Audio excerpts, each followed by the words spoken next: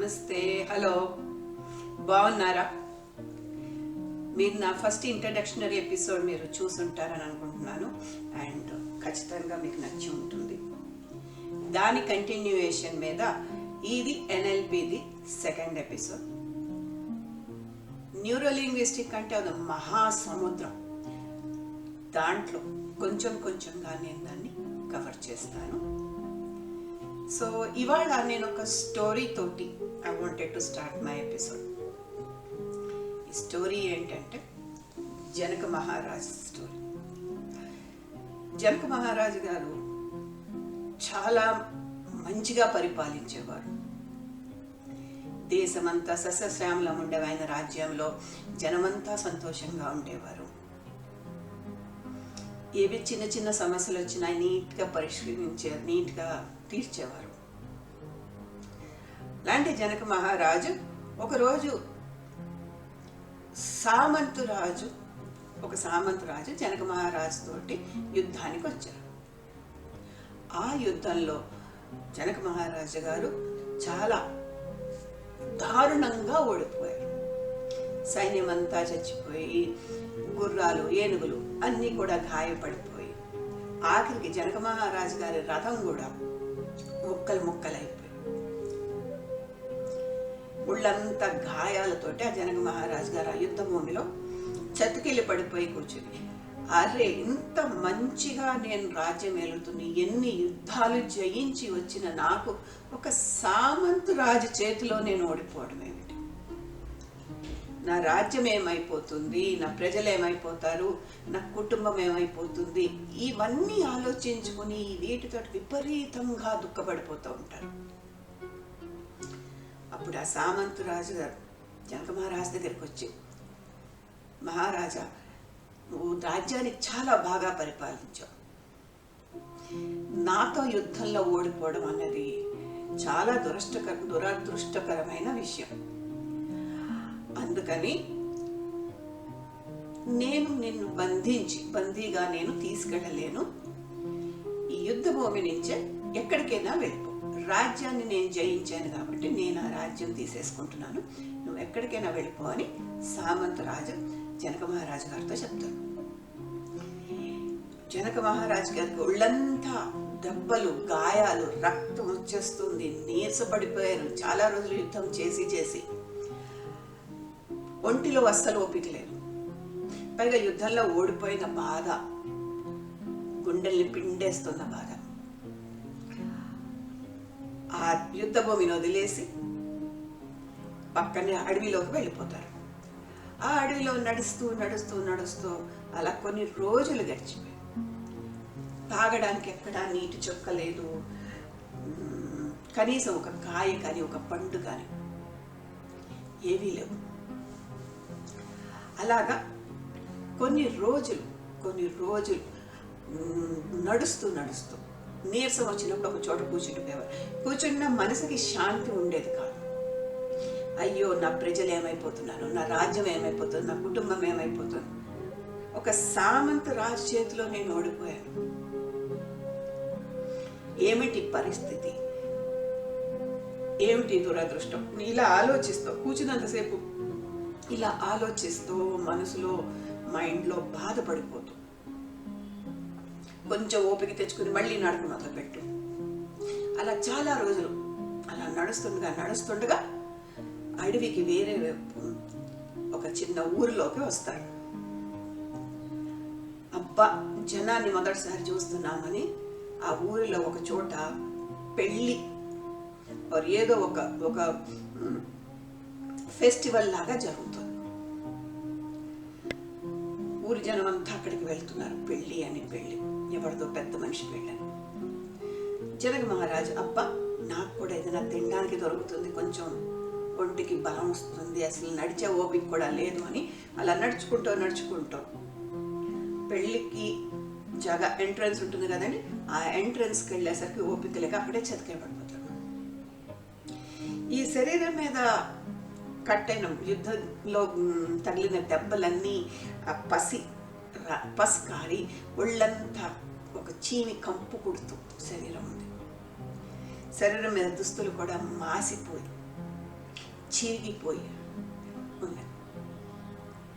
ఓపిక చేసుకుని లోపలికి వెళ్ళి భోజనం చేద్దామా అంటే, అయ్యో నేను మహారాజుని, చాలా గొప్పగా బతికిన మనిషిని, అలాంటి నేను చెయ్యజాచి అడగడం ఏమిటి, ఇది నా వల్ల కాదు అని అక్కడే ఇలా కూర్చుండిపోతారు. ఆ పెళ్లికి వస్తున్న చుట్టాలు జనాభా వీళ్ళందరూ చూసి, అబ్బా ఎవరి మనిషి, కళ్ళు కంపు కొడుతూ, ఆ బట్టలేంటి, ఆ ఒంటి మీద పురుగులు ఈగలు వాళ్తున్నాయి, ఇది ఏమిటి అనే, బాబు ఇక నీ జాగా కాదు, పో పో, ఇక్కడ నువ్వు కూర్చోకూడదు, ఇక్కడ మంచి జరుగుతుంది, పో పో అని చెప్పి ఆయనని తోలేస్తున్నారు. అసలు ఆయన ఎవరు పోల్చుకోలేకనంత పరిస్థితి వచ్చేసాయి, గడ్డాలు మీసాలు అన్నీ వచ్చేసాయి.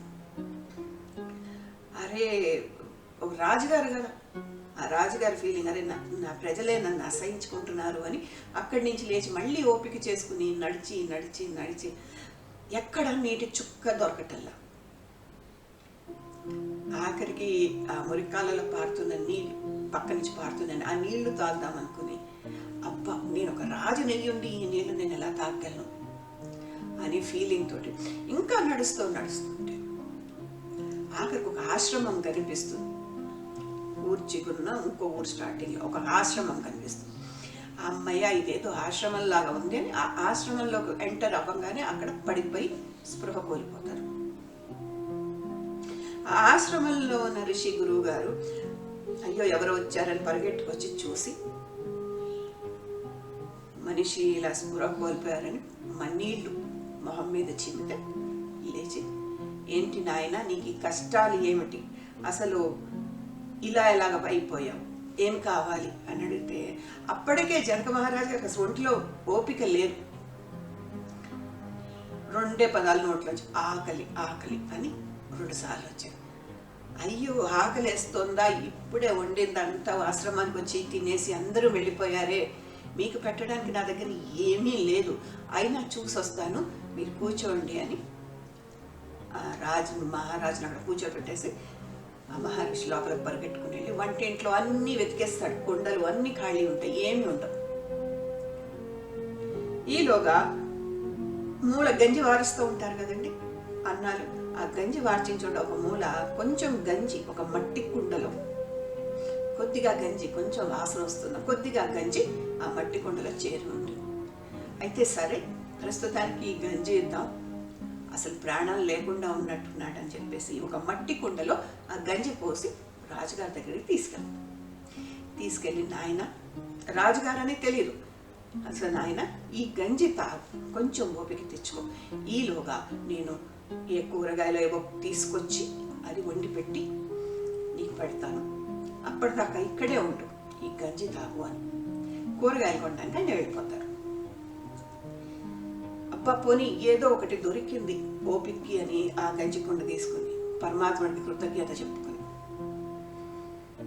ఇది నా పరీక్ష, ఈ పరీక్షలో కూడా నేను బయటపడతానని ఏదో అనుకుని కుండలోకి చూసుకుని, నాకు ఈ గంజి నీళ్ళు నా కుటుంబంలో వాళ్ళు ఎలా ఉన్నారు, నా రాజ్యంలో వాళ్ళు ఎలా ఉన్నారు, నా రాజు అతనికి రాజు ఉన్నాడో లేదో కూడా వాళ్ళకి తెలియట్లేదు, ఎలా ఉంది అక్కడ పరిస్థితి అని అంతా ఆలోచిస్తూ ఆ కుండని మెల్లిగా తాగబోతుంటే ఒక డేగ, బిగ్ బర్డ్, ఆ డ్యాగ్ వచ్చి ఆ కుండ మీద ఇలా పట్టుమని కొడుతుంది. కొట్టేశాక ఆ కుండ కాస్త కింద పడి మొత్తం గంజి పడిపోతుంది. ఇంకస్సలు ఓపిక లేని రాజు అయ్యో చేతికొచ్చిన గంజి కూడా కింద ఒలిగిపోయిందని అయ్యో గంజి అని అరుస్తుండగా రాజభటులు పరిగెట్టుకొచ్చేసి మహారాజా ఏమైంది అని ఆయన నిద్రలేదు. ఇదంతా ఒక కళ. చటుక్కుమని మహారాజు గారు లేచి, ఇదేంటి ఇలాగ కళ వచ్చిందా, ఇది నేను నిజంగా ఓడిపోలే, సామంతరాజు నన్ను ఓడిచి నేను అడవిలోకి వెళ్ళలేదా, ఆకలి అది ఆ కష్టము నేను పడలేదా, ఇదేమిటి విచిత్రంగా ఉంది, నేను పడినట్టే ఉంది అని ఆలోచిస్తాం. ఇది నిజమా, అది నిజమా, ఇది నిజమా, అది నిజమా అని ఆలోచిస్తూ విచారిస్తూ ఉండిపోయారు. ఈలోగా శివాసనం మీద కూర్చుని ప్రజల్ని చూసుకోవాల్సిన టైం అయిపోయిందని గంట వాయిస్తూ ఉంటారు కదండి. ఆ గంట చప్పుడు విని గడియకి గంట కొడతారు. ఆ గంట చప్పుడు విని అచ్చా ఇప్పుడు నేను వెళ్ళాలి నా డ్యూటీకి అని చెప్పేసి చప్పుని స్నానం అది చేసి తయారయ్యి పూజలు చేసుకొని సింహాసనం మీదకి వెళ్ళి కూర్చుని జనాలు వస్తున్నారు.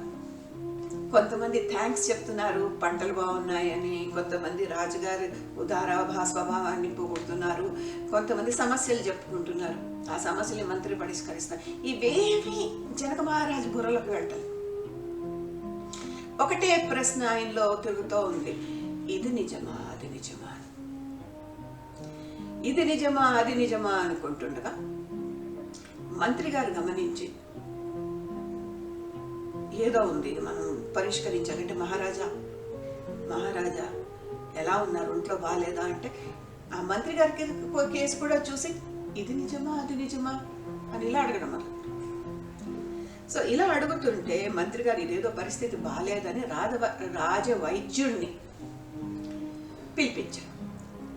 రాజవైద్యుడు వచ్చి పల్స్ అవన్నీ చూసి BP normal, sugar normal, pulse అవి చూసి శారీరకంగా అంతా బాగున్నారే, మానసికంగా ఏదో దెబ్బతిని ఉంటారు. సో దీనికి మనం గురువు గారిని పిలిస్తే, రాజగురువు గారిని పిలిస్తే ఆయనే పరిష్కరిస్తారని చెప్పి రాజగురువు గారికి కబురు పెట్టారు. గురువు గారు రాగానే మహారాజు గారు కాదండి, గురువులు దైవులతో సమానం అనేసి నమస్కరించి కొంచెం కాన్షియస్లోకి హోష్లోకి రావడానికి ట్రై చేస్తుంటే గురువు గారు ఏమిటి మహారాజా ఎందుకు ఇలా విచిత్రంగా ఉన్నారు మీరు వాళ్ళ అంటే అప్పుడు ఈ కథ అంతా చెప్తాడు. నేను ఒక సామంతు రాజు చేతిలో ఓడిపోయాను. అడవిలంబట చాలా రోజులు తిరిగి ఆకలి బాధతోటి నా బెంగంతా రాజ్యం మీద, ప్రజల మీద, మా కుటుంబం మీద పెట్టుకున్నాను. ఆఖరికి ఎక్కడో ఒక ఆశ్రమంలో కొంచెం గంజి దొరికింది, అది తాగబోతుంటే డేగ వచ్చి కొట్టేసింది. చాలా బాధ వేసింది, చాలా లోపల నుంచి చాలా ట్రబుల్సమ్ అయిపోయింది అని రాజుగారు కథ అంతా చెప్పి సడన్ గా రాజభట్లు వచ్చి నన్ను లేపారు, లేపకపోతే నేనేమైపోదునో ఆ కళలో అని. ఇప్పుడు నాకు ఇది నిజమా అది నిజమా తెలియక సతమతం అవుతున్నాను అని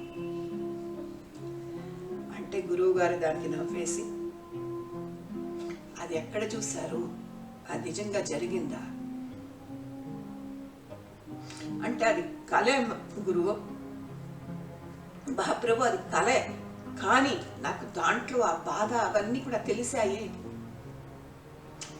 ఇప్పుడు ఇక్కడ కూర్చుని ప్రజల్ని నేను మాట్లాడి ప్రజలకి వింటున్నానే కానీ నాకు ఇది కూడా కలలాగే అనిపిస్తోంది.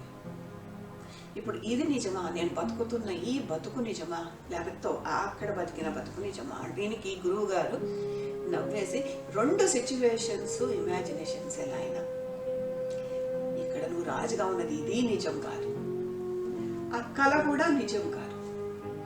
కళలో ఉన్నప్పుడు నువ్వు ఇక్కడ రాజు, ఈ సింహాసనం ఇదంతా గుర్తుకొచ్చిందా, ఈ సిచ్యువేషన్ కనిపించిందా? లేదు. ఇక్కడ కూర్చుని అది తలుచుకుంటే అదొక కళలా కనిపిస్తుంది. సో అది నిజం కాదు, ఇది నిజం కాదు. మరి ఏది నిజం? ఈ రెండింటిలో అనుభవించిన ఆ బాధ, ఇక్కడ అనుభవిస్తున్న ఈ సంతోషము నిజము, ఆ కళలో అనుభవించిన ఆ బాధ దుఃఖం అది అనుభవించాం కాబట్టి, మనం ఫీల్ అయ్యాం కాబట్టి అది గుర్తుంది. అది ఈ లోపల ఈ ఫీలింగ్స్ అనేది నిజం. అండ్ ఈ 2 ఎవరు ఫీల్ అయ్యారు? నిద్రలో శరీరం ఫీల్ అయిందా? లేదు. మన కాన్షియస్, మన చిత్తం అనేది ఫీల్ అయింది. మీ చిత్తం అక్కడ ఫీల్ అయింది, మీ చిత్తం ఇక్కడ కూడా ఉంది. మీ కాన్షియస్ కళలో కూడా మీ కాన్షియస్ మెలకుగా ఉంది, ఇక్కడ కూడా మీ కాన్షియస్ మెలకుగా ఉంది. ఆ కాన్షియస్ ఒక్కటే నిజం.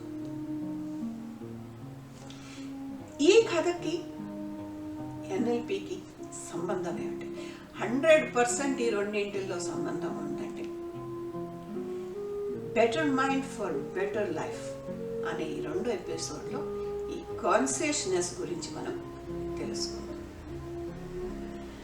ఎన్ఎల్పి అంటే మిమ్మల్ని మీరు సరిగ్గా తెలుసుకోవటం.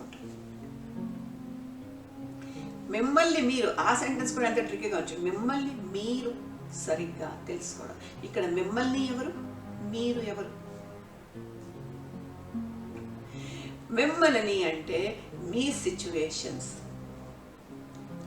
మీ రిలేషన్స్, మీ స్టేట్ ఆఫ్ మైండ్, మీరుంటున్న ఫ్రేమ్, మీ కండిషన్ని మీ కాన్షియస్నెస్ నుంచి దాన్ని సరిగ్గా పరిశీలించి దాన్ని తెలుసుకోవడం. మనం చాలామంది ఈ లోకంలో ప్రతిరోజు మనం బతుకుతున్నాం, కానీ మనం బయట ఉన్న సిచ్యువేషన్స్లో బతుకుతున్నాం. ఒక లేడీ తీసుకోండి, ఎవరికి మనిషిని తీసుకోండి, ఒక తండ్రిగా బతుకుతున్నారు, లేకపోతే ఒక తమ్ముడుగా, లేకపోతే ఒక మదర్గా, ఒక పెళ్ళంగా, ఒక డాటర్గా, ఒక ఫ్రెండ్గా, ఇలా మనం బతుకుతున్నాం. కానీ వీటన్నింటి వెనుక ఒక స్పెషల్ నేను ఉన్నాను, ఒక స్పెషల్ కాన్షియస్ నాది ఉంది.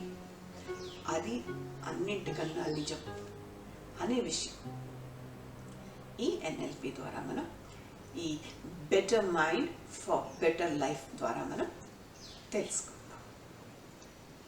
సో మొదలు పెట్టేసేద్దామా? Welcome back to better mind and better life. నా పేరు ప్రభావతి. నేను ఒక life coach, mentor and personality development trainer. మీరు నా ఇంట్రడక్షనరీ ఎపిసోడ్ మీరు చూసి ఉంటారు, and I'm sure you have liked it. So ఇవాళ సెకండ్ ఎపిసోడ్ నేను మొదలు పెడుతున్నాను. ఎన్ఎల్పిలో న్యూరాలజీ పార్ట్, దాని గురించి మనం తెలుసుకుందాం. ఇక్కడ కొంచెం హిస్టరీ మనం తెలుసుకుందాం. ఈ ఎన్ఎల్పి అనేది 1971లో జాన్ గ్రైండర్ అనే ప్రొఫెసర్ అండ్ రిచర్డ్ బ్లాండ్లర్ అని ఒక సైకాలజీ స్టూడెంట్ కలిసి ఫ్రిట్జ్ పర్ల్స్ అనే gestalt therapy and Virginia Satir అనే family therapist and Milton Erickson and hypnotherapist, ఈ ముగ్గురు థెరపిస్ట్ వాళ్ళు చేసిన వర్క్ని అండ్ హండ్రెడ్స్ ఆఫ్ సక్సెస్ఫుల్ పీపుల్ని స్టడీ చేసి వాళ్ళల్లో ఉన్న కామన్ ట్రేట్స్ని తీసుకుని ఈ ఎన్ఎల్పి ప్రోగ్రామింగ్ అనేది స్టార్ట్ చేశారు. The main reason for better mind and better life is మీరు మీతో పోటీ పడడం. It is you versus you. మీ ఆలోచనలు మీరు అర్థం చేసుకోవడం, మీ ఫీలింగ్స్ని మీరు అర్థం చేసుకుని మీకు నచ్చినవి ఉంచుకుని మిగతాది మీ అంతటి మీరే దాన్ని ఫైట్ చేసి తీసేయగలగడం ఈ ఎన్ఎల్పి మీకు హెల్ప్ చేస్తుంది. ఇందాక కథలో మనం చూసినట్టే మనలో ఒక 3 క్యారెక్టర్స్ ఉంటారండి. ప్రతి మనిషిలో 3 క్యారెక్టర్స్ ఉంటారు. ఫస్ట్ వన్ వచ్చేసి డ్రీమర్. ప్రతిదీ మనసులో ఇమాజిన్ చేసుకుని కలలు కనేసి అది ఎలా చేస్తే బాగుంటుంది, ఇది ఎలా చేస్తే బాగుంటుంది, మనకి పెద్ద బంగ్లా ఉంటే బాగుంటుంది, నేను ఇల్లు కట్టించుకుంటే దాంట్లో నేను జకూజీ పెట్టించుకుంటా, ప్లస్ పూర్వకాలంలాగా ఓపెన్ టాప్ పెట్టించుకుంటాను నా బాత్రూమ్కి, సో చందమామని చూస్తూ స్నానం చేయొచ్చు. ఇలాగ రకరకాల కైండ్స్ ఆఫ్ డ్రీమ్స్. నేను తప్పకుండా వర్జీనియా ఐలాండ్స్ చూసి వస్తాను, ఆర్ నేను బాలి హోల్ వరల్డ్ టూర్ కొట్టాను, మ్యాక్సిమం టైం నేను ప్యారిస్లో స్పెండ్ చేస్తాను, యాంకోర్ వాట్ చూసి వస్తా. ఇలాగా రకరకాల డ్రీమ్, ప్రతి మనకి ఇష్టం వచ్చిన దాని మీద డ్రీమ్ చేస్తూ ఉంటాడు ఈ డ్రీమర్. సెకండ్ వన్ వచ్చి క్రిటిక్. మనలోనే ఒక క్రిటిక్ ఉన్నాడు. మనం బయట వాళ్ళని క్రిటిసైజ్ తక్కువ చేస్తాం. మీరు ఆలోచించి మిమ్మల్ని మీరు ఎక్కువ క్రిటిసైజ్ చేసుకుంటూ ఉంటారు. ఈ క్రిటిక్ ఈ డ్రీమర్ని ప్రతిసారి కట్ చేసి ఆపిస్తూ ఉంటాడు. వెళ్ళడం బాగానే ఉంటుంది, డబ్బులు ఉండక్కర్లేదు, అన్ని బంగ్లా కట్టించుకోవడం బాగానే ఉంటుంది, అన్ని ఎవరు ఇస్తారు డబ్బులు, పైగా ఓపెన్ మేడలో నువ్వు స్నానం చేస్తావా, ఏరోప్లేన్ నుంచి వెళ్ళిన వాళ్ళందరూ చూడరు, ఇలాంటి పిచ్చి పిచ్చి ఆలోచనలు పెట్టి మన డ్రీమింగ్ స్టేట్ని కట్ చేస్తాం. అండ్ ఒకటి మీరు బాగా గుర్తుంచుకోవాలి, మన క్రిటిక్ ఇచ్చే ప్రతి రీజన్ లాజికల్గా పర్ఫెక్ట్లీ రైట్ అనిపిస్తూ ఉంటుంది. ఈ క్రిటిక్ మనలో ఎందుకు ఉన్నాడు? ఎందుకంటే మనని మనం కాపాడుకోవడానికి. ఇది క్రిటిక్ మెయిన్ పని ఏమిటంటే మనం ఎక్స్ట్రా రిస్క్ తీసేసుకుని మనం ఇదైపోకుండా, ట్రబుల్ అయిపోకుండా కాపాడుకోవడానికి ఈ క్రిటిక్ పనిచేస్తూ ఉంటుంది. మ్యాక్సిమం మనం క్రిటిక్ని వింటాం, డ్రీమర్ని చాలా తక్కువ వింటూ ఉంటాం. నిజంగా మనం డ్రీమర్ని విని డ్రీమర్ ప్రకారంగా పనిచేస్తే మనం ఫెంటాస్టిక్గా మనకు కావాల్సిన లైఫ్ని మనం బతికేయగలుగుతూ ఉంటాం. మూడో క్యారెక్టర్ మనలో ఉన్నది ఒక రియలిస్ట్, ఒక డూవర్. ఈ 3 పార్ట్స్ కూడా మన బ్రెయిన్లో కనిపిస్తూ ఉంటాయి. సో ఈ డూవర్ ఏం చేస్తాడంటే పని చేయడానికి రెడీగా ఉంటారు. మనలో డూవర్ ఏ పని వస్తే ఈ క్రిటిక్ మనని స్టాప్ చేయడం ఆపేస్తే వెళ్ళి పని చేయాలి అని ఎంతూసియాస్టిక్గా మన డూవర్ ఉంటాడు. ఈ క్రిటిక్ ఏంటి, డూవర్ యొక్క ఎంతూసియాస్ని కట్ చేస్తూ ఉంటాడు. అండ్ డ్రీమర్ డూవర్ని మోటివేట్ చేస్తూ ఉంటాడు. మనలోనే వీళ్ళిద్దరూ ఒకళ్ళనొకళ్ళతో కాంపీట్ చేసుకుంటూ ఉంటారు. మన కాన్షియస్ ఎవరిని వినాలా అని మనం డిసైడ్ చేసుకుని డ్రీమర్ని వినాలా ఆర్ క్రిటిక్ని వినాలా, ఇవి రెండింటిలో ఎవరిని మనం డూవర్కి, ఎవరి వైపు ఎక్కువ వినాలి అనేది మనం కాన్షియస్ చెప్తాం. ఇప్పుడు ఇవన్నీ కూడా మన బ్రెయిన్లో జరుగుతుంది కాబట్టి ఈ బ్రెయిన్, ఇది న్యూరాలజీ పార్ట్ ఇంపార్టెంట్. ఫస్ట్ ఎన్ఎల్పిలో న్యూరాలజీ పార్ట్. అందుకోసం ఒక బ్రెయిన్ డయాగ్రామ్ని చూసి చిన్నగా అర్థం చేసుకోవడానికి మనం ట్రై చేద్దాం. ఫైన్. ఇనీషియల్గా మనం రెప్టైలియన్ స్టేజ్లో ఉన్నప్పుడు స్టార్టింగ్ మనలో ఉండింది ఈ రెప్టైలియన్ బ్రెయిన్ మాత్రమే. ఇది ఇన్స్టింక్ట్ మీద పనిచేస్తుంది, ఆర్ డైనోసార్ బ్రెయిన్ అని కూడా అంటారు. సో ఇనీషియల్గా మనకి ఏముండేది, సెక్యూరిటీ ఇంపార్టెంట్ ఉండేది. సో ఈ రెప్టైలియన్ బ్రెయిన్ యొక్క మెయిన్ ఫంక్షన్ ఏమిటంటే మన బాడీలో మిగతా ఫంక్షన్స్, మన హార్ట్ బీట్ అవనివ్వండి, మన లివర్ ఫంక్షన్స్, మన బాడీ ఫంక్షన్స్ అన్నీ కూడా ఆటోమేటెడ్గా ఇది నడుపుతూ ఉంటుంది. మనం ఊపిరి పీల్చుకున్నప్పుడు కాన్షియస్గా ఊపిరి పీల్చుకోం, ఆటోమేటిక్గా ఊపిరి పీల్చుకుంటాం. లేదా ఊపిరి ఆపుకొని ఉండలేము మనం, అది ఆటోమేటిక్గా వర్క్ అవుతుంది. చాలా ఫంక్షన్స్ మన బాడీలో ఆటోమేటిక్గా పనిచేస్తూ ఉంటాయి. ఇదంతా కూడా ఈ బ్రెయిన్ యొక్క అద్భుతం. సో ఈ రెప్టైల్ బ్రెయిన్ తర్వాత మెల్లిగా మనం గ్రూప్ అయి గ్యాదర్ యానిమల్ నుంచి చిన్నగా మనం మనుషుల కేసు మారుతున్నప్పుడు emotional brain or limbic brain అనేది సెకండ్ బ్రెయిన్ కోటి మొదలైంది. ఈ లింబిక్ బ్రెయిన్ వచ్చి ఎమోషన్స్, మనలో ఎమోషన్స్ డెవలప్ చేసింది. మనం హ్యాపీగా ఉండాలన్నా, మనం సాడ్గా ఉన్నామన్నా, దేనికి దానికి ఎమోషన్స్ డెవలప్ చేయడం ఈ లింబిక్ బ్రెయిన్ యొక్క ఫంక్షన్. ఈ లింబిక్ బ్రెయిన్లో ఎమిగ్డిలా అని ఒక చిన్న పీస్, అది ఆల్మండ్ లాగా ఉంటుంది ఈ చెవికి పైన ఇక్కడెక్కడో లోపల. సో ఈ ఎమిగ్డిలా పని ఏంటంటే ఎక్కడైనా ఏదైనా భయపడే వస్తువు ఉందంటే టక్ మని ఆ ఫీలింగ్, ఆ సెన్సరీ రిసెప్టివ్ తీసుకుని అలర్ట్ చేస్తుంది. ఆ అలర్ట్ ఫస్ట్ ఫీల్ అయ్యేది మన ఎమోషన్ బ్రెయిన్. ఎమోషన్ బ్రెయిన్ నుంచి ఇమ్మీడియట్గా రెప్టైల్ బ్రెయిన్కి ట్రాన్స్ఫర్ అవుతుంది. రెప్టైల్ బ్రెయిన్కి తెలిసిన 3 విషయాలు: ఫైట్ చేయడం కానీ, ఫ్రీజ్ అవ్వడం కానీ, ఆర్ ఫ్లీట్, పరిగెట్టిపోవడం, ఫ్లైట్. ఈ 3 Fsని ఇది ఫాలో అవుతుంది. అందుకని సడన్గా మనం చూడరాని పావును ఏదో చూసాం అనుకోండి, మనం ఉలిక్కిపడి అక్కడే షాక్ అయినా ఉండిపోతాం, ఆర్ కొంచెం సేపగా అక్కడి నుంచి పారిపోవడానికి ట్రై చేస్తాం. మన బాడీ మన బ్రెయిన్ని వింటుంది. సో ఇది ఇవన్నీ కలిపి ఈ లింబిక్ బ్రెయిన్ కన్నా రాను ఈ లింబిక్ బ్రెయిన్ కొత్తే ఫీలింగే తెలుసు. ఉత్తి ఫీలింగే తెలుసు ఈ లింబిక్ బ్రెయిన్కి, ఎమోషన్స్ అని తెలుసు. ఈ లింబిక్ బ్రెయిన్ యాక్టివ్ ఉన్నప్పుడు, అసలు ఫస్ట్ రెప్టైల్ బ్రెయిన్ యాక్టివ్ ఉన్నప్పుడు లింబిక్ బ్రెయిన్ ఫీలింగ్, ఆ ఫియర్ తప్ప ఇంకేం ఉండదు, అది ఫుల్ నిండిపోయి ఉంటుంది.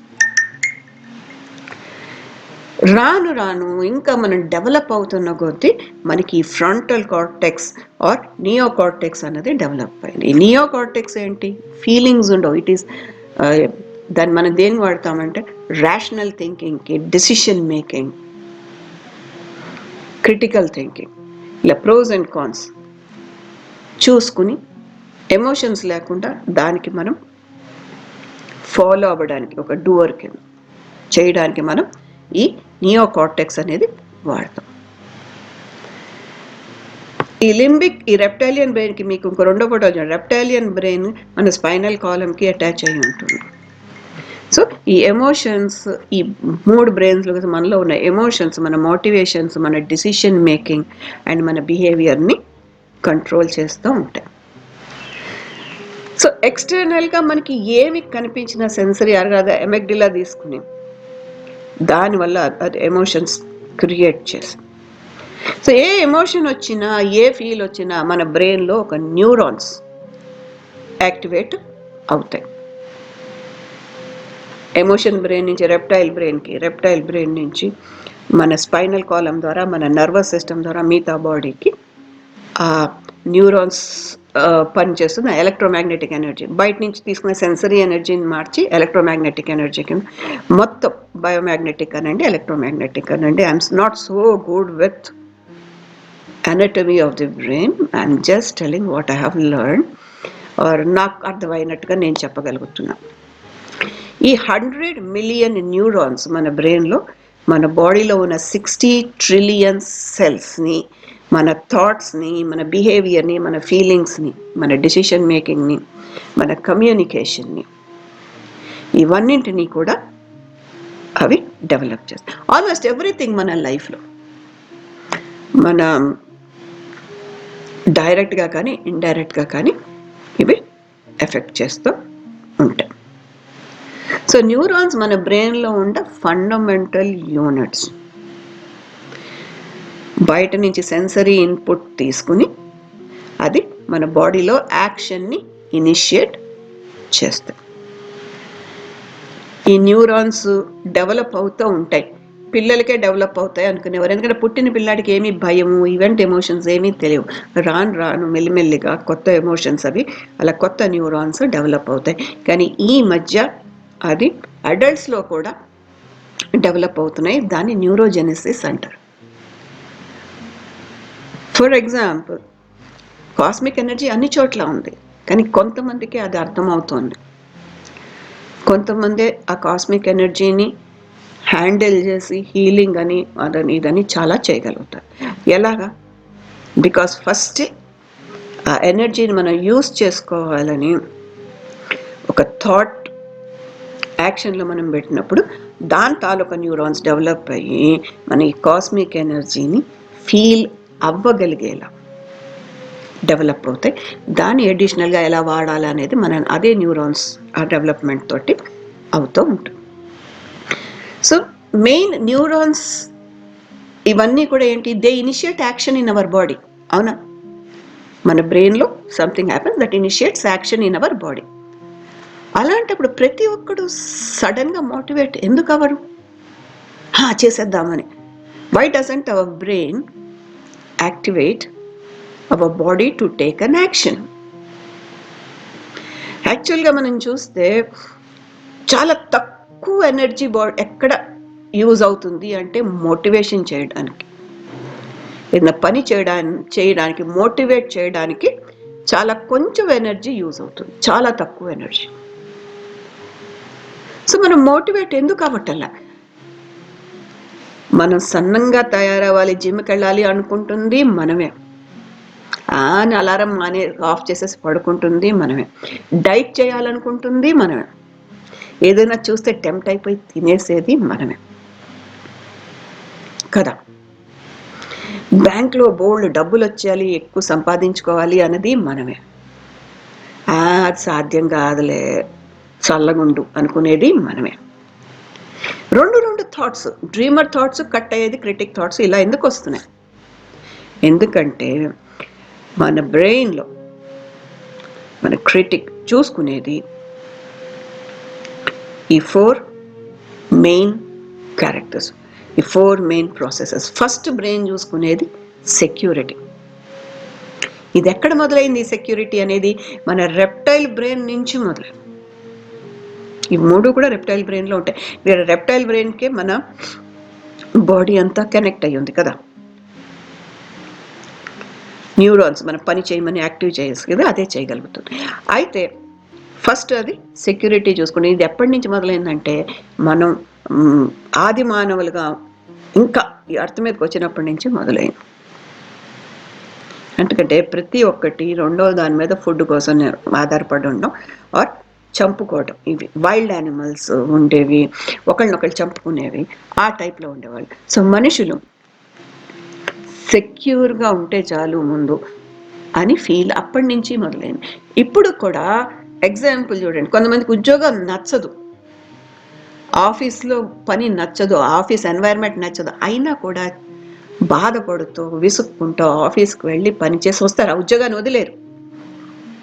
ఎందుకంటే నెలాఖరికి జీతం వచ్చేస్తుంది, మన ఇల్లు సేఫ్, మన ఇంట్లో పనులన్నీ కూడా క్లియర్గా అయిపోతాయి, మనకి కొంచెం కాకపోతే కొంచెం సెక్యూరిటీ ఉంది కదా, గడుస్తుంది, సెక్యూరిటీ ఉంది అది. సో సెకండ్ ఏంటంటే ఎనర్జీ కన్సర్వ్ చేసుకోవాలని చూస్తుంది. మన బ్రెయిన్ 250 గ్రామ్స్ 200 to 250 గ్రామ్స్ వెయిట్లో ఉండి ఉండొచ్చు, కానీ మనం తింటున్న దాంట్లో 25% ఆఫ్ ది ఎనర్జీ బ్రెయిన్ తీసేసుకుంటుంది. మిగతా 75%లో ఈ హోల్ బాడీలో మనకి తెలియని actions like breathing, blood circulation, digestion, ఇవన్నింటికి కూడా ఎనర్జీ కావాలి. సో ఆ ఎనర్జీ, అది కాకుండా మనం హ్యాండ్స్ లెగ్స్ వాడి మనం చేస్తున్న పనులకి అన్నింటికీ ఎనర్జీ, ఈ 75% అనేది బాడీకి వెళ్తుంది. సో ఎక్కువ పని చేయాలంటే ఎక్కువ ఎనర్జీ కావాలి, అందుకోసమని అది చేయకుండా ఆ ఎనర్జీ కన్జర్వేట్ చేయడానికి బ్రెయిన్ చూస్తుంది. మూడోది వచ్చి కంఫర్ట్. ప్రతి మనిషి ఎక్కడో అక్కడ అంటే వాళ్ళు ఉన్న వాటిల్లోనే కంఫర్టబుల్గా ఉండాలని చూస్తారు. ఒక్క గది లో ఉండే మనిషి కానీ, 2 గదుల్లో ఉండే మనిషి కానీ, 5 స్టార్లో ఉండే మనిషి, ప్రతి ఒక్కళ్ళు వాళ్ళకి ఒక కంఫర్టబుల్ ప్లేస్ కానీ, ఒక కంఫర్టబుల్ పొజిషన్ కానీ చూసుకొని అక్కడే ఉందామని చూస్తారు. ఎందుకంటే ఇది కూడా బ్రెయిన్లో ఒక ప్రాసెస్. లాస్ట్ది ప్రతి మనిషి కోరుకునేది ప్లెజర్. శారీరక ప్లెజర్ అవనివ్వండి, థాట్ఫుల్ ప్లెజర్, ఏదైనా మనకి ఆనందం తెచ్చేది, ప్లెజర్ తెచ్చే విషయాన్ని చూస్తారు. ఈ 4 థింగ్స్ కూడా మనం స్టార్టింగ్ నుంచి మన హ్యూమన్ రేస్ పుట్టినప్పటి నుంచి కూడా ఈ 4 ఫస్ట్ డెవలప్ అయ్యాయి. అందుకోసం దీనివల్ల మనం చప్పుని మోటివేట్ అవ్వలేకపోతాం. అంతెందుకు, ఒక బెగ్గర్ని మీరు వాళ్ళు వచ్చి బాబు డబ్బులు ఇవ్వండి అని అడుగుతారు, మీకు వచ్చేయి నేను చదివిస్తాను, పెద్దవాడిని చేస్తానంటే రారు. ఎందుకు? తక్కువ ఎనర్జీ కన్జర్వేషన్లో వాళ్ళకి కావాల్సిన బేసిక్ నీడ్స్, సెక్యూరిటీ కంప్లీట్ అయిపోతున్నాయి కదా. అంతేకాకుండా ఆ ఉన్న జాగాలోనే వాళ్ళ కంఫర్ట్ వాళ్ళు చూసుకుని ఉంటారు, అండ్ ప్లెజర్ ఎప్పుడు వస్తూనే ఉంటుంది. సో వీటన్నింటినీ సర్పాస్ చేయగలిగితే మన సెక్యూరిటీ కష్టపడినా పర్వాలేదు. యాక్చువల్లీ ఏదైనా ప్రాసెస్లో first part of the process is pain, the consequence. First part ఏ పనికైనా first part of the consequence is pain, next part of the consequence comes gain. Motivate అయిన వాళ్ళు ఈ పెయిన్ని తక్కువ చూసుకుంటారు, పర్వాలేదు కొంచెం పెయిన్ పడినా మనకి గెయిన్ బాగుంటుంది కదా. కానీ ఈ సెక్యూరిటీ, కంఫర్ట్ ఇవన్నీ ఆల్రెడీ బ్రెయిన్లో ఎంబెడ్ అయి ఉన్నాయి. సో ఇవి చూసుకున్న వాళ్ళు అమ్మో పెయిన్ అంట. చాలామంది మజిల్స్ బిల్డప్ చేసుకోవడానికి, బాడీ బిల్డప్ చేసుకోవడానికి జిమ్కి వెళ్తూ ఉంటారు. ఎందుకు వెళ్తున్నామంటే నేను బాడీ బిల్డప్ చేసుకోవడానికి వెళ్తున్నాను. కానీ రియాలిటీ చూడండి, జిమ్లో బాడీ బిల్డప్ అవ్వదు, బాడీ బ్రేక్ అవుతుంది. మన మజిల్స్ బ్రేక్ అవుతాయి జిమ్లో. తర్వాత అది హీల్ అవ్వడానికి అడిషనల్ మజిల్స్ ఫార్మ్ అవుతాయి. సో ఇవి 4 చూసుకుని ప్రతి బ్రెయిన్లో ఈ 4 చూసుకుని మనం చెప్పుని మోటివేట్ అవ్వం. ఆ మోటివేట్ చేసే న్యూరాన్స్ అంటే ఎంత ఎక్కువ ఉండాలంటే ఈ 4 సర్పాస్ చేయగలిగితే, ఆ సర్పాస్ చేసే మోటివేషన్ ఇంట్రెస్ట్ ఉంటే ఆర్ ఈ 4 ఏదో ఒకటి ఎక్కువగా మనకి కనిపిస్తుంది అని లింక్ చేసుకుంటే మనం ఆ పనిని ఖచ్చితంగా చేస్తాం. అలాగే అందరు అచీవర్స్ కూడా ఎన్ఎల్పియర్సే. వీళ్ళందరూ కూడా వాళ్ళ కంఫర్ట్ జోన్ నుంచి బయటకు వచ్చి సెక్యూరిటీని అన్నీ కూడా పక్కన పెట్టి మన ఈ ఐడియా ట్రై చేసి చూద్దాం, సక్సెస్ అయితే మంచి సక్సెస్ అవుతుంది నాకు తెలుసు అని ఆ సక్సెస్ న్యూరాన్స్, ఆ సక్సెస్ థ్రిల్ ఇచ్చే న్యూరాన్స్ డెవలప్ చేసుకుని ముందుకు వెళ్ళాలి. వీళ్ళకి ఫెయిల్యూర్ రాలేదా? తప్పకుండా వచ్చాయి ఫెయిల్యూర్స్. ఇన్ఫ్యాక్ట్ అబ్దుల్ కలాం చాలా ఫెయిల్యూర్స్ని రిఫర్ చేస్తూ ఉంటారు. హోవర్ క్రాఫ్ట్ ఫెయిల్యూర్ అయింది, అవన్నీ కూడా రిఫర్ చేస్తాం. బట్ ఈ ఫెయిల్యూర్స్లో వాళ్ళని డీమోటివేట్ అవ్వలే. లేదు, ఇది ఈ తప్పులు చూసి కొంచెం మనం చేంజ్ చేసి ఇంకొంచెం పెయిన్ పెడితే సక్సెస్ అవుతాం. ఇలాగా వాళ్ళు సక్సెస్ ఫ్యాక్టర్స్ని చూసుకుని అవే న్యూరాన్స్ డెవలప్ చేసుకుని వాళ్ళు ముందుకు వెళ్ళి దే బికేమ్ సక్సెస్ఫుల్. ఇక్కడ 4 ఫోటోలు ఉన్నాయి, కానీ ప్రతి సక్సెస్ఫుల్ పర్సన్ సెల్ఫ్ మోటివేటెడ్ అయ్యి ఉంటాడు. ఇంకోళ్ళు మోటివేట్ చేస్తే మనం మోటివేట్ అస్సలు అవ్వమండి. మన బ్రెయిన్లో మనమే సొంతంగా మోటివేట్ అవ్వాలి, అప్పుడే మనం మోటివేట్ అవుతాయి. సో ఈ క్లాస్ మీకు నచ్చింది అనుకుంటా. నెక్స్ట్ ఎపిసోడ్లో ఇంకొన్ని విషయాలతో. Thank you. సో మీరు చూశారు కదండి, మీలో ఉన్న కాన్షియస్ మీ డ్రీమర్కి ఎక్కువ ప్రాధాన్యత ఇస్తారా, క్రిటిక్ ఎక్కువ ప్రాధాన్యత ఇస్తారు?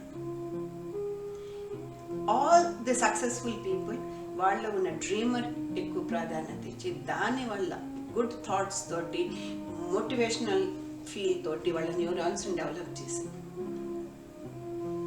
డూవర్ ఎప్పుడు ఆ కొత్త రిస్క్లు అవి ట్రై చేసి సక్సెస్ఫుల్ అయ్యారు. అది వాళ్ళకే సాధ్యమా? మనకెవరికి సాధ్యం కాదా? నో, ప్రతి ఒక్కళ్ళకి అది సాధ్యం. మనం ఏమి కావాలనుకుంటున్నామో దాని గురించి పదే పదే ప్లాన్లు వేసుకుని ఆలోచించి ప్రతిరోజు దాని గురించి తలుచుకుని మోటివేట్ అయ్యి అండ్ ఆ రోజులో ఎంతో కొంత పార్ట్ వీలైతే ఆ పని పూర్తయ్యేదాకా దాని మీద హ్యాపీ ఫీల్, అది చేస్తుంటే మీకు ఒకసారి హ్యాపీ ఫీల్ వస్తే మీరు ఆ పని ఆపరు. తెలుసా, నాకు కూడా ఈ ట్రైనింగ్ ప్రోగ్రామ్ ఈ ఎపిసోడ్ చేయాలని ఎప్పటి నుంచో ఉంది, కానీ నాలో ఉన్న క్రిటిక్ నన్ను చేయనీయకుండా స్టాప్ చేసింది. నాలో ఉన్న క్రిటిక్ నువ్వు పర్ఫెక్షనిస్ట్ అయిపోవాలి, నువ్వు చేసేదంతా పర్ఫెక్ట్గా ఉండాలి, ఇలాంటి చిన్న చిన్న సాగులతోటి నన్ను మోటివేషన్ నాలో రాకుండా స్టాప్ చేసేస్తూ ఉండే. కానీ I really want to do this. ఇది తలుచుకున్నప్పుడల్లా ఒక హ్యాపీ ఫీల్ వచ్చి రోజు ఇవాళ నేను ఎలాగైనా ఎపిసోడ్ స్టార్ట్ చేసి చూస్తా, ఫెయిల్ అయితే అవుతుంది but I will really start అని. అలా ఈజీ కాలేదండి, కానీ ఇంపాసిబుల్ కూడా కాలేదు. నా ఫస్ట్ ఎపిసోడ్ నేను చేశాను, ఇది సెకండ్ ఎపిసోడ్.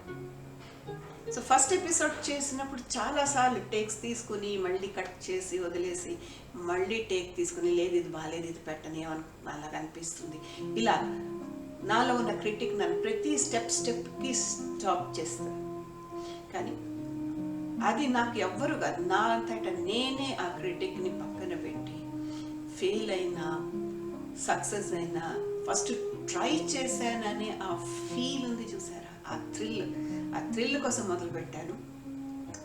అండ్ నా ప్రెజెంటేషన్ చూస్తే నాకే తెగ నచ్చేసింది. అందుకోసం మళ్ళీ ఫస్ట్ ప్రెజెంటేషన్ సక్సెస్ అనిపించి మళ్ళీ రెండో ప్రెజెంటేషన్కి ఆటోమేటిక్గా ఆ మోటివేషన్ వచ్చి ఫస్ట్ ప్రెజెంటేషన్కి ఏదైతే 5-6 రోజులు తీసుకుని చేశానో ఈ ప్రెజెంటేషన్ని ఒక్క రోజులోనే నేను కంప్లీట్ చేయగలిగాను. ఇలా రాను ఆటోమేటిక్గా ఒక్కసారి నడిచిందంటే బండి you keep on doing it. కొత్త న్యూరాన్స్ డెవలప్ అయ్యి నేను ఏదైతే అనుకున్నానో నా మనసులో అది సక్సెస్ అయ్యేదాకా నేను ఊరుకోను అనే ఒక ఫీల్ నాకు చిన్నప్పటి నుంచి ఉందిలేండి.